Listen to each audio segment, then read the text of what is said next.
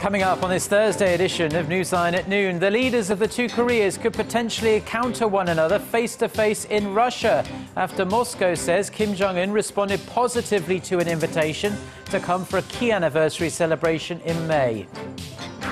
The Korean government will introduce additional measures to support dual-income families with children, as well as educational programs to nurture creative talents.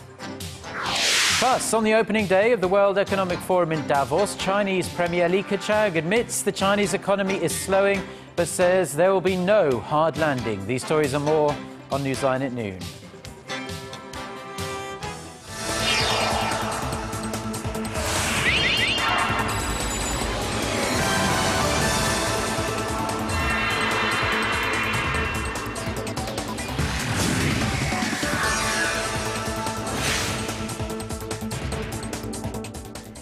It's noon Thursday, January 22nd here in Korea. Thanks for tuning in. Live from Seoul, I'm Eoh Jin-joo. It's very good to have you with us. I'm Mark Broome. We begin with the the clearest signal yet that North Korean leader Kim Jong-un is planning on visiting Russia in the spring.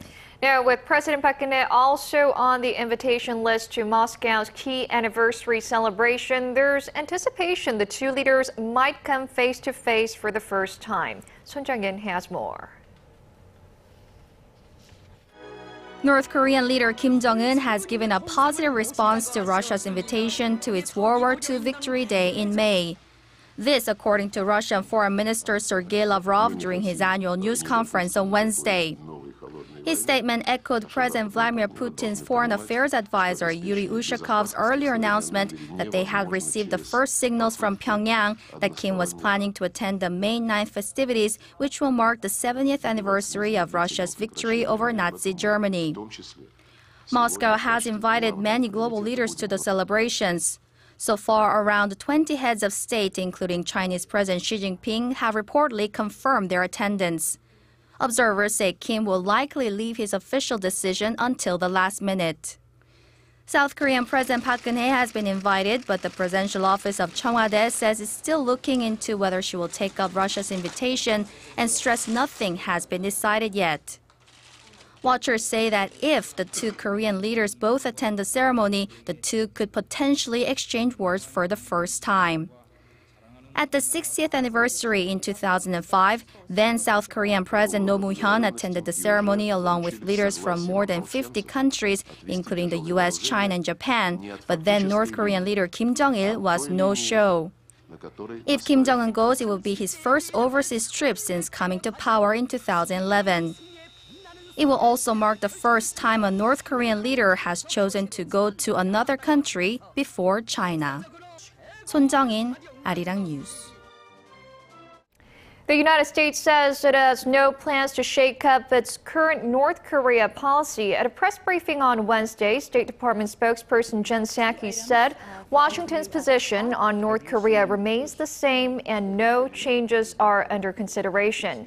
Asked about Pyongyang's offer to restart negotiations with no preconditions attached, Psaki said the U.S. does not take threatening rhetoric and empty proposals as a positive signal. She reiterated that North Korea should abide by its international obligations. The statement comes after the North's chief nuclear envoy met with former U.S. diplomats in Singapore earlier this week.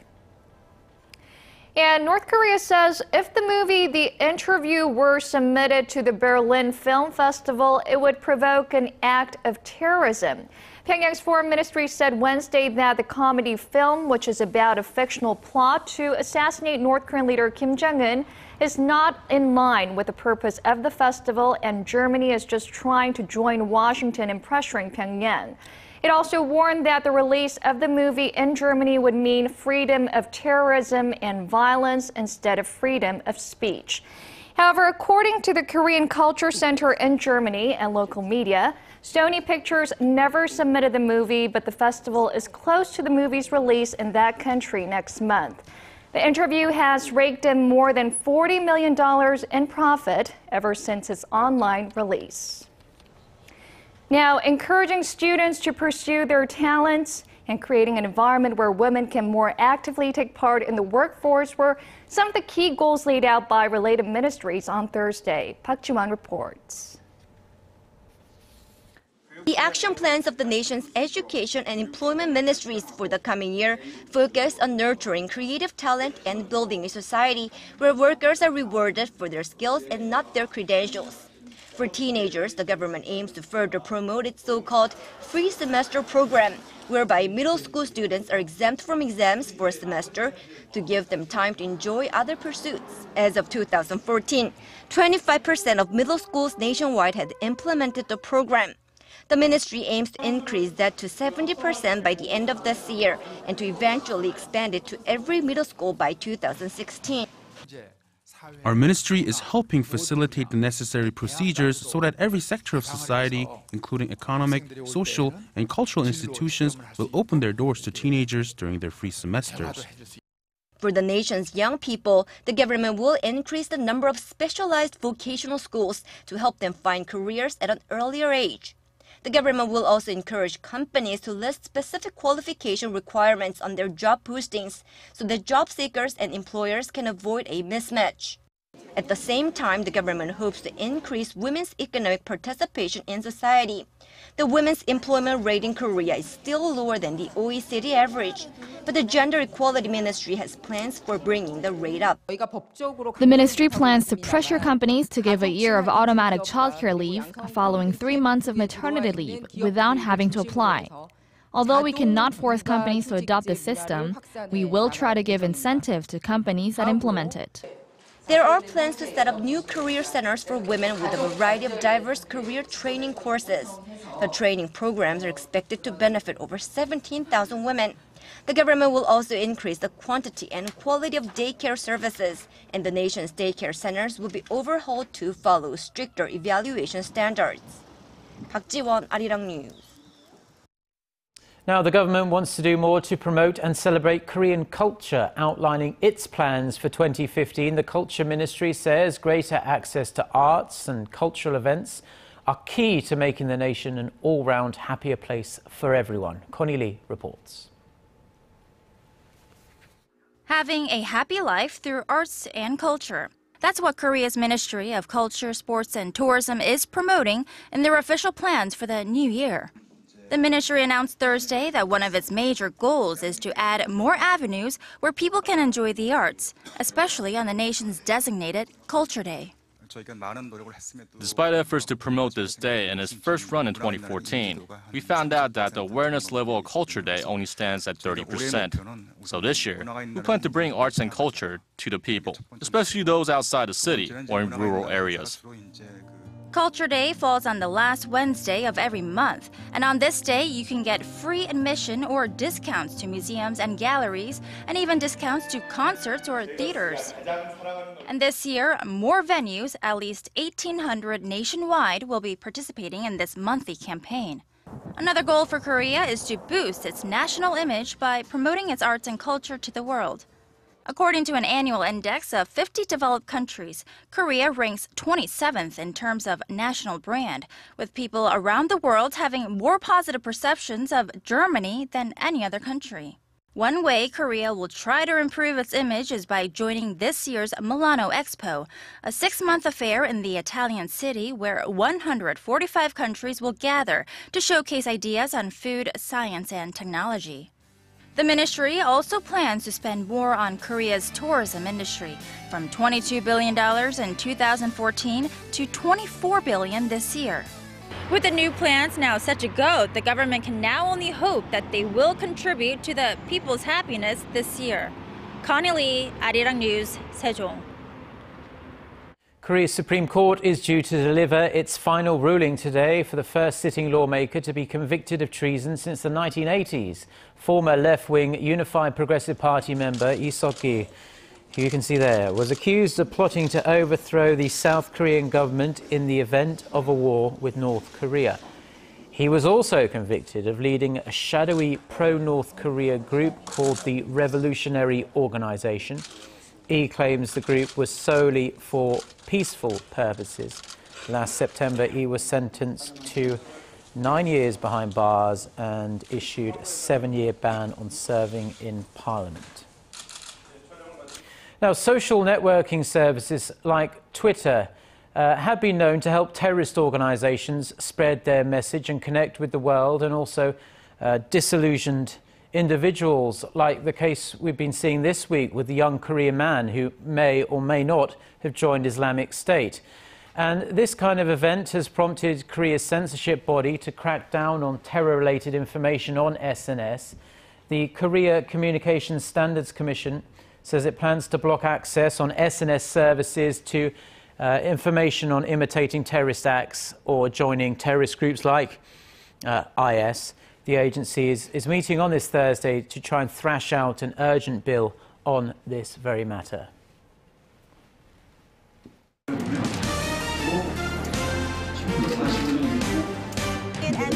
Stay up to date on the latest news out of Korea, connecting to our team of reporters about the issues that matter to Korea. On air, on your mobile, online. Find out more about Korea on NEWSLINE at Noon with Mark Broome and Eoh Jin-joo. I'm Eoh Jin-joo.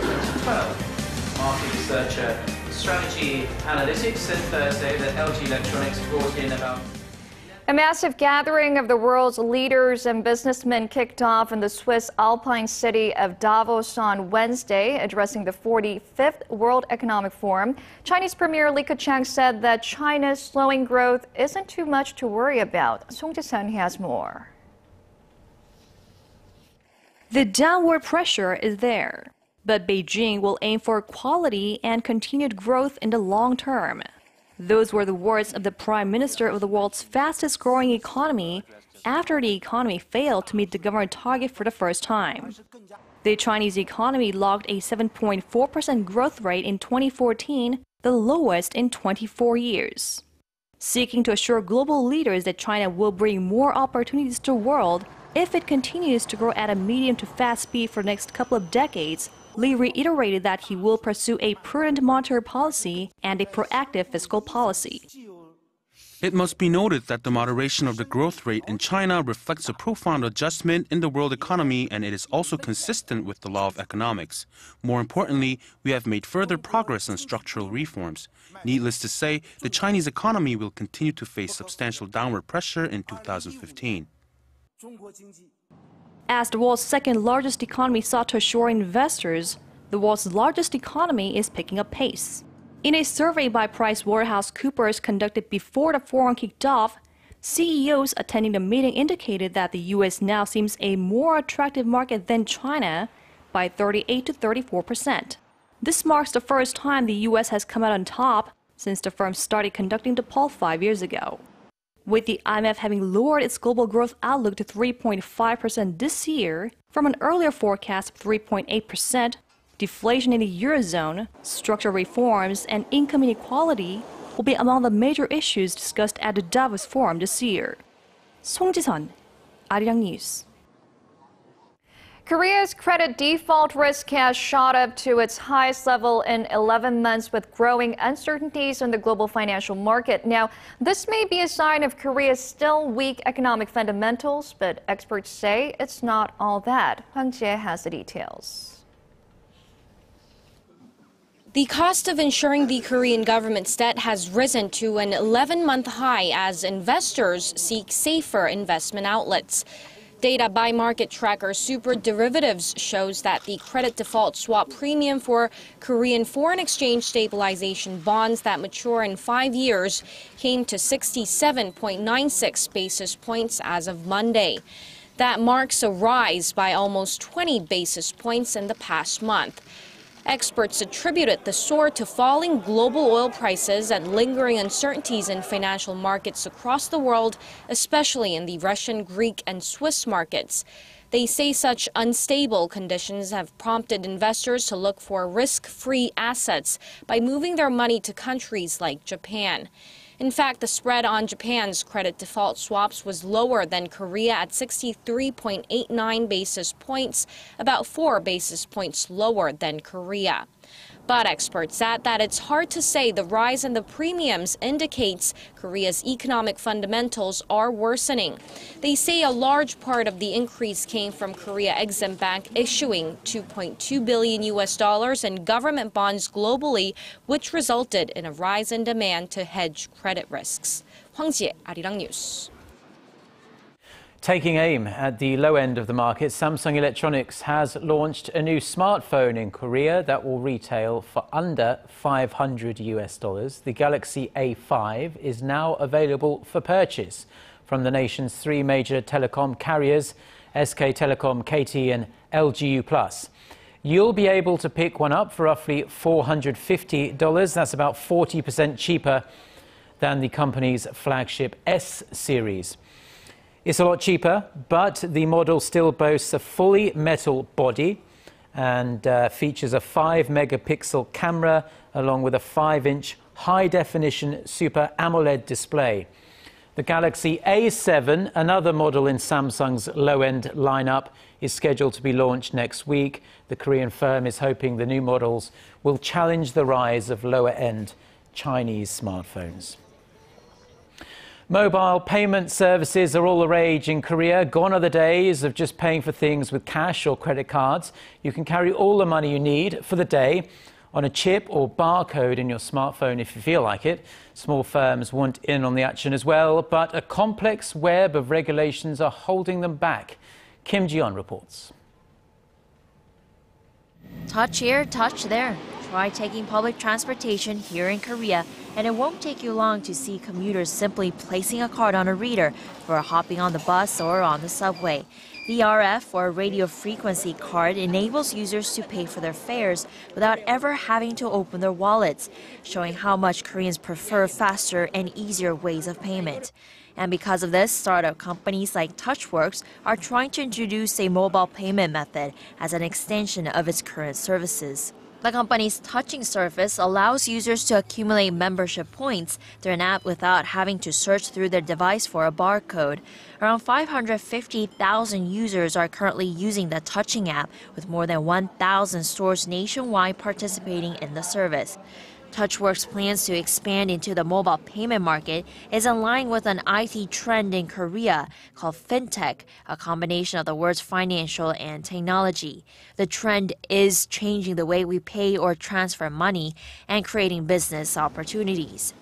To give small firms a fair shot, Korea's Financial Services Commission says it's going to announce deregulatory measures by the end of this month. The commission is expected to lower the capital requirement to some $460,000, half the current requirement. Kim Jong-un, Arirang News. Now, over the past few days, we've been taking a look at Korea's burgeoning startup industry. But today, we're going to turn our focus to Israel, which is a relatively small country in terms of both size and population. But it is a world leader when it comes to the environment for startups. So, what can Korea learn from Israel? Connie Kim takes a look. Israel has over 60 IT startups listed on the NASDAQ. That's more than the combined total number of startups from Europe, China, Japan, and Korea. And this comes on the back of the country's strong R&D gene. Scientists and technicians per capita in Israel are nearly double those in the U.S., helping Israel's innovative city, Tel Aviv, become the second best startup ecosystem in the world after California's Silicon Valley. And experts say the country's unique chutzpah culture, or pioneer spirit, also plays an important role in creating venture capital buzz. But helping to weave these elements together is the government. Through seed investments, it's been supporting the core technology of startups, hard and costly to build up, but regarded as critical for development. They are heavily investing in this very, very risky stage where usually commercial organizations are quite averse to investing in this area. Israel's first venture capital firm was established in the mid-1980s.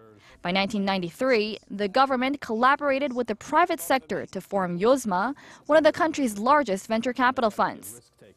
Luring in foreign venture capitalists by offering tax incentives and doubling investment through a government matching program, Yozma managed over $220 million in its three funds. Israel's venture capital funds take bold steps in making risky investments, but that's not the case in Korea, where investors have high expectations on retrieving the money they put in. Creating a favorable environment for new businesses, Yozma also helped to connect and oversee the acquisition of local startups by global corporations such as Microsoft, Johnson & Johnson, and Cisco. In 2013, the acquisitions and IPOs of Israeli companies far exceeded $6 billion, while startups totaled more than $2 billion in venture funding. With the right conditions to flourish, market watchers say there's a good chance the next Facebook or Google will emerge from Israel. Connie Kim, Arirang News.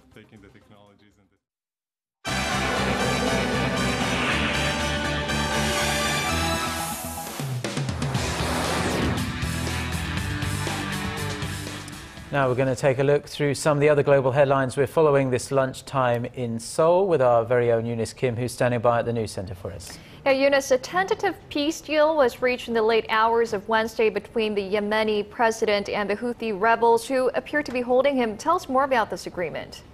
Well, I think the key word here, Jin-joo, is tentative. We'll probably know in the coming hours how much weight this agreement will actually hold, as the sun is just about to rise in Sana'a, the capital of Yemen. Yemen's official news agency, Saba, had reported that Yemeni President Rabu Mansur Hadi did agree to demands by the Houthi rebel group to give them more power and governance, changes that would be included in a new constitution. It also said he would specify the country, long wrought with sectarian challenges, as a federal state.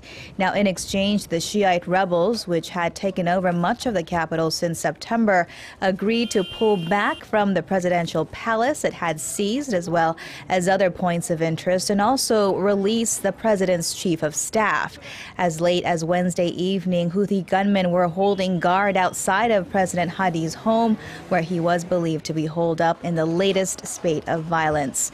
President Hadi had taken the helm of Yemen in 2012 with support from Saudi Arabia and the U.S. Now to the crisis in Ukraine. As fighting wears on between government forces and pro-Russian separatists, foreign ministers have met in Berlin and reported a little bit of progress in a roadmap to peace. Germany's foreign minister, coming out of difficult talks with his counterparts from Ukraine, Russia, and France, said both sides had agreed to pull back their heavy weaponry. The demarcation line would be pulled back 15 kilometers from the line defined in last year's Minsk agreement. Meanwhile, just hours earlier, Ukrainian President Petro Poroshenko had told a group in Davos that 9,000 Russian troops were occupying roughly 7% of Ukraine's land. He said a bullet-riddled sheet of metal, a piece from a bus that was heavily shelled by Russian artillery last week, killing 13 people, was a symbol of the terror against his country.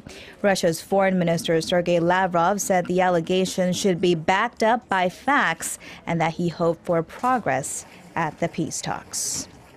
And the leader of Germany's anti-Islamization movement has stepped down after several media outlets published a picture of him dressed up as Hitler. The selfie of Lutz Bachmann drew widespread criticism as a spokesman for his group, Patriotic Europeans Against the Islamization of the West, better known as Pegida, tried to play down the photo as a joke. Bachmann also apologized for comments carried in print in which he refers to refugees as scumbags, among other things. Now, the resignation came just ahead of an anti-Islamization of Europe rally attended by several thousand people in Leipzig on Wednesday. Outnumbering the group, though, was a counter-demonstration made up of people calling for tolerance and acceptance.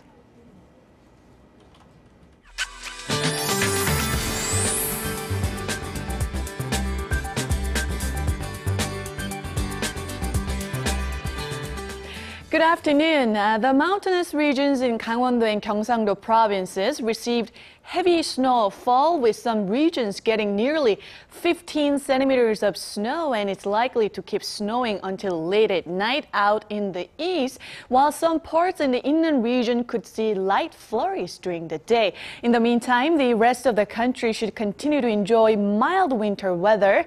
Seoul will even have early spring-like conditions, with the high rising to 7, and Busan will see a high of 9 under mostly to partly sunny skies. But the cities like Daegu Daegu and Gwangju will be slightly cooler today, peaking at 7 and 6 respectively this afternoon. And as for the other regions, Jeju Island and Daejeon should see a high of 8 and 6, while Dokdo rise to 4.